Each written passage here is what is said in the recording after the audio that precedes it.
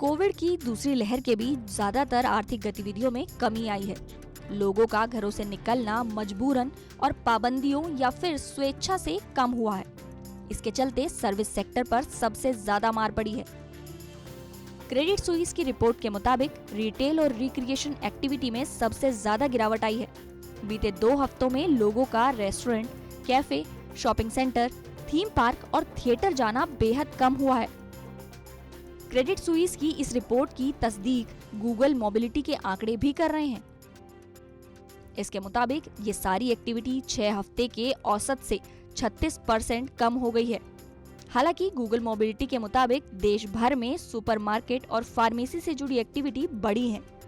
इनका लेवल देश भर में औसत से 12% ऊपर बना हुआ है। इस एक्टिविटी में सुपरमार्केट, अनाज मंडियों, खाने पीने, दवा की दुकानों पर लोगों के आने जाने का आंकड़ा शामिल होता है।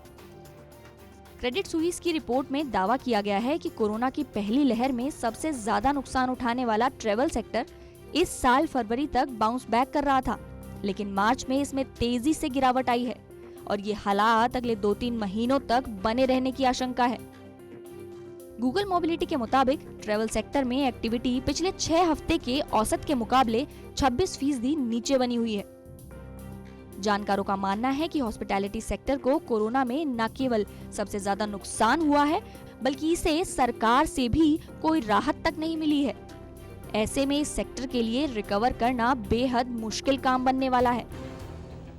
यही नहीं, सार्वजनिक परिवहन पर कोई रोक न होने के बावजूद घटती डिमांड और पाबंदियों के असर से देश भर में सामान ढुलाई की रफ्तार कम हो रही है। कोविड की दूसरी लहर के बीच बीते पखवाड़े मंडियों में अनाज और सब्जियों की आवक घटी है। दरअसल इस दौरान रेस्टोरेंट और होटलों की तरफ से इनकी मांग में 10 से 15% की गिरावट आई है।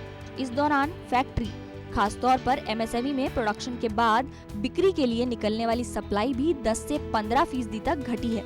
इसके असर से ट्रकों का राउंड ट्रिप रेंटल पिछले 2 हफ्ते में 10 से 15% तक घट गया है। लॉकडाउन के डर से ड्राइवर घर को लौट रहे हैं और ट्रकों का इस्तेमाल घटकर 7% के स्तर पर आ गया है।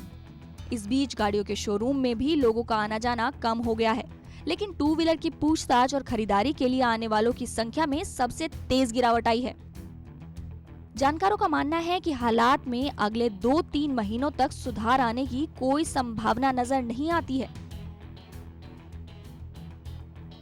अब देखना यही है कि सरकार के संपूर्ण लॉकडाउन ना लगाने के भरोसे को लोग कितनी गंभीरता से लेते हैं और बचाव के साथ आर्थिक गतिविधियों को चलाए रखने में अपनी भागीदारी निभाते हैं, क्योंकि अगर लोगों ने ही हौसला छोड़ दिया तो फिर हालात को बिगड़ने से कोई नहीं रोक पाएगा।